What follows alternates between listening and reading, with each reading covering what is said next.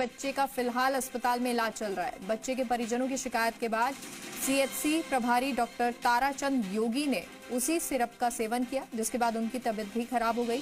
2 ambulance driver ने भी syrup P, जिससे तीनों को चक्कर और बेहोशी की शिकायत हुई। सिरप पीने से डॉक्टर योगी की हालत गंभीर हो गई। करीब 8 घंटे तक बेहोश रहे डॉक्टर योगी को भी जयपुर रेफर किया गया।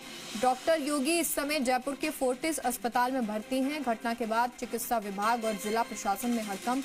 तो block CMHO doctor Dharmendra Chaudhary ने बताया कि डेक्स्ट्रोमेथोर्फेन हाइड्रोब्रोमाइड सॉल्ट वाली सिरप के एक बैच से समस्या होने की आशंका है।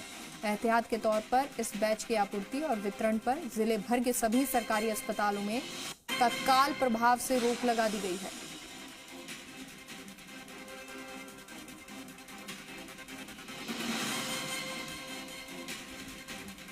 और सहयोगी देवेंद्र हमारे साथ खबर पर जुड़ गए हैं। देवेंद्र, क्या कुछ जानकारी है?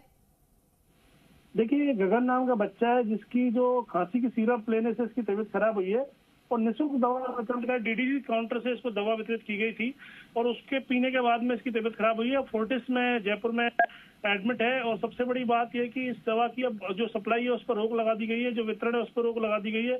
डेक्सोमेथोर्फेन जो कि खांसी के लिए सिरप जो गवर्नमेंट सप्लाई में आती है उसमें उसका जो बैच है उस पूरे बैच पे ही रोक लगाई गई है। जी, कोई एक्सपायरी या और कोई समस्या तो इसमें नजर नहीं आई?